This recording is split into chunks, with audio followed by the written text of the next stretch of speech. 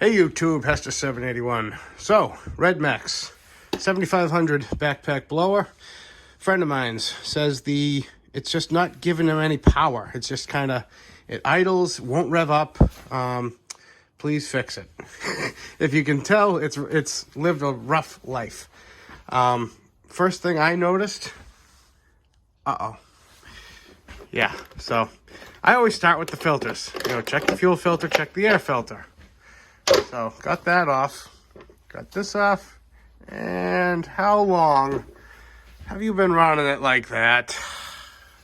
In case you guys don't know, that's just basically pulling all the dusty, dirty air, bypassing the filter, and it couldn't be in a worse spot, too. Like, if it was over here, but, you know, doesn't matter. So, step one, I'm going to try to get this cover off, pop the muffler off, and see how the cylinder looks and go from there.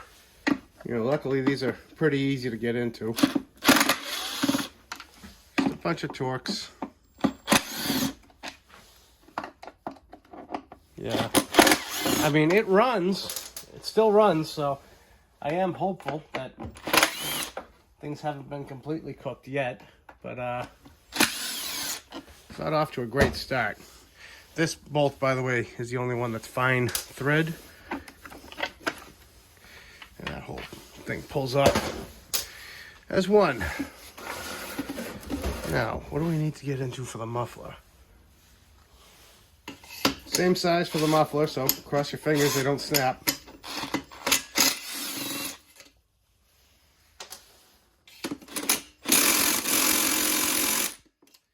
Not good. Also not good. Let me get a wrench. All right, see if we can break them loose by hand.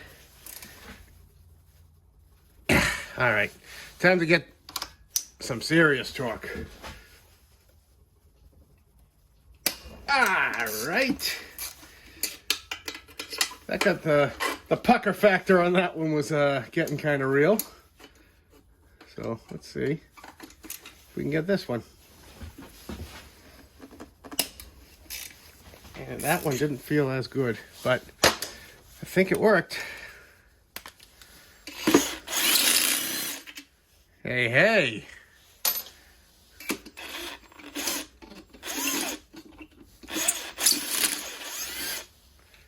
And we're in. Let's look. This is as good of an angle as I can get, but I'm not liking it. Do you see all that scratching on the cylinder wall? Not to mention all the crap. It just doesn't feel pleasant. I'm trying to get it to stop at the rings, and then we can see if they're stuck. Right, a little too close, but. So what I do is I'll go in with a little pick tool, see if you can get the ring to wiggle. Yeah, oh, all right. That moves. Now what about that bottom one?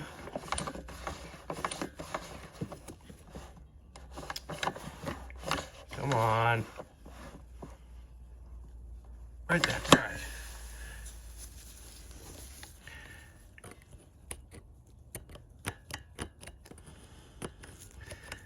I saw a little bit of movement. It's not the best, but there is some scoring on the piston too. Yeah, I can feel it. Not looking too promising. Well, before we go condemning anything, I'm going to do a proper compression test just to see where we're at. I'm not going to lie, it feels not the best. But, like I said, it ran. It fired up second or third pull. So, let's see what we get.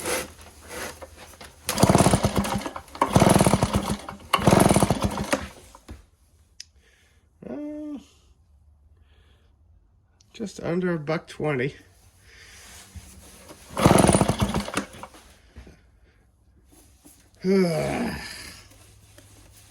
It's such a hard call.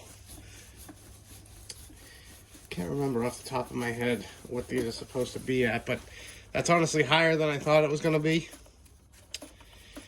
Let's dig a little bit deeper, because I'm also noticing other, call it variables, such as this. That's the bolt that's supposed to be in there. That's not the right bolt. That's the right bolt. And that's the right bolt. So let's see what's going on there, and carry on. It's actually really common on these for those to loosen up and back out, fall out. Oh no, I broke it. Give me a break. I'm just hoping it's a machine thread and not a coarse thread, which I've found in the past. That's pretty tight. Oh no! Come on!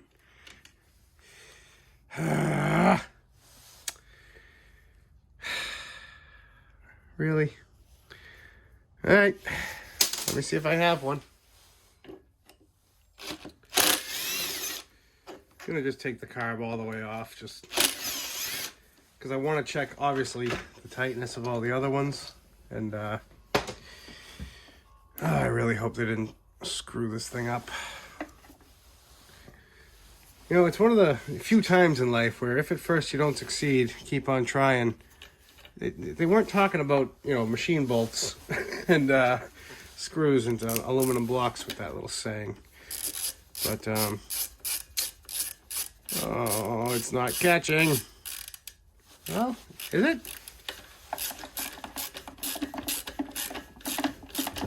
I don't actually have a tap to clean out this hole. I'm catching threads, but it's starting to get tight. So I think I'm going to make my own thread chaser. And here's what I mean by that. Just take a regular bolt, carve a notch in it, and now you have clean, sharp threads. Try to salvage what's still there.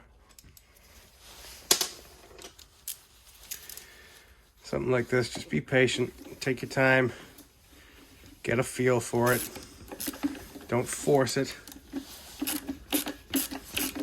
and don't put coarse plastic screws into an aluminum block, please. And that's actually tightening up nicely, so I think we might be okay on this one.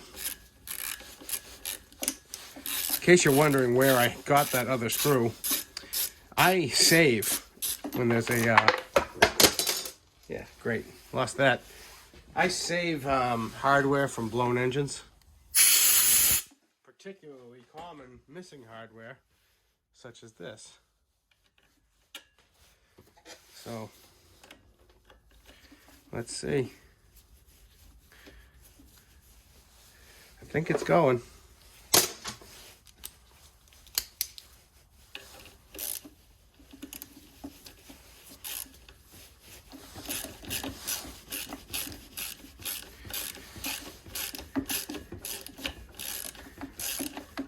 Yeah. I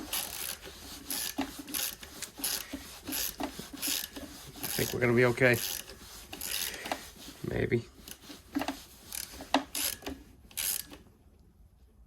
Excellent. Whew. All right, check the other ones. That's tight. That's tight. And that's tight.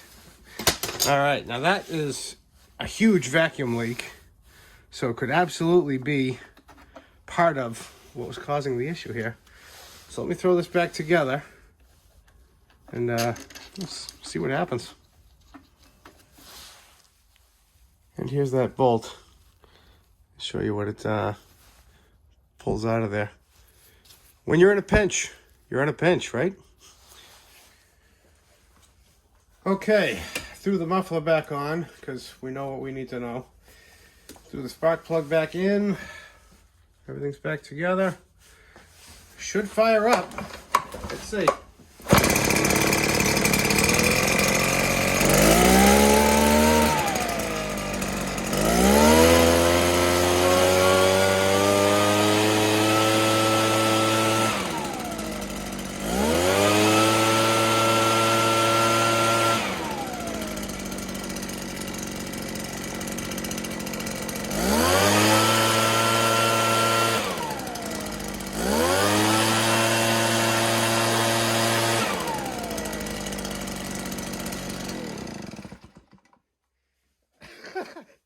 You know,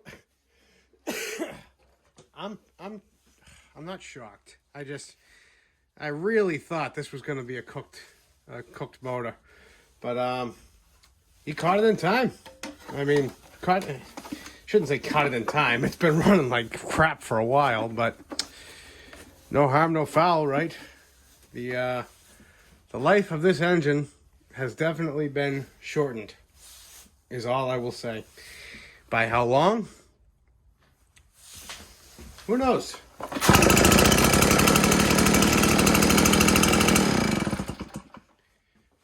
But I cannot argue with results.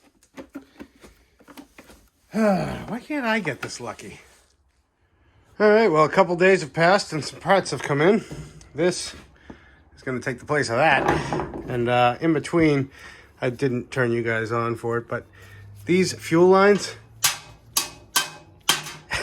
yeah, petrified. So change the grommet, new lines. So now new filter, new lines, new air filter, new air box. Things getting the whole 9 yards. There's no real great way to film this. I feel like I say that a lot. But there's just four bolts. Actually, you can see this one since it's broken. 2 in the front, 2 in the back. And you can sneak if you have a long enough bit. And luckily these heads keep them from falling into the fan, which is what I almost just did. And just got one more. Perfect. So you can see exactly what I was talking about now. I'll get a magnet before I... Oh, I did it. All right. Cool. Moving right along. New one just drops right in. I'll put the part number for this right here, just in case. This is actually quite a common thing to happen, believe it or not. So I'm just going to line up the 2 back ones just to give myself every chance at success. All right, that's started. That's started. Slap that in.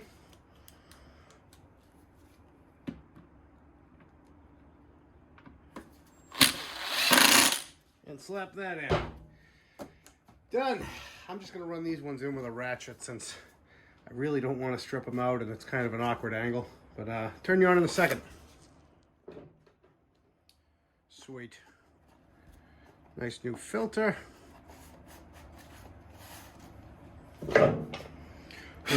Give the pre-filter. You do not oil these ones, by the way.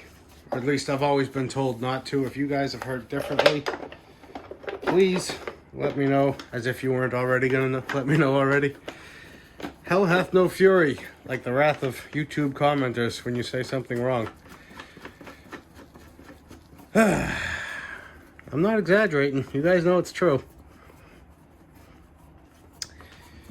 All right, you don't need to watch me tighten those down. Just slap the snorkel on. And sock these back down to exactly 23 Newton meters. Heard that?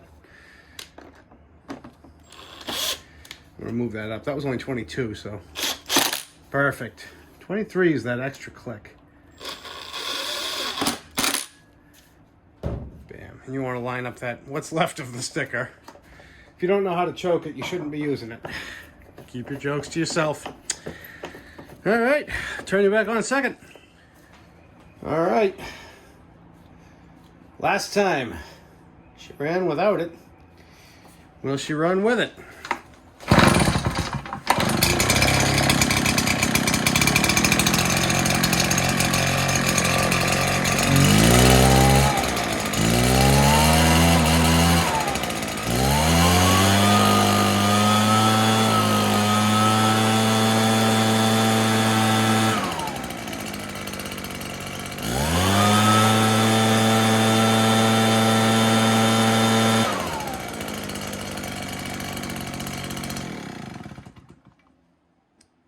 Good for another 100,000.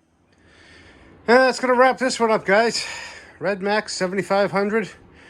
Little tune-up. I guess you couldn't really call that a tune-up. Got rid of the suckiness and made more of the blowiness. I want to thank you all again for liking, watching, commenting, subscribing, and we'll catch you on the next one. Bye.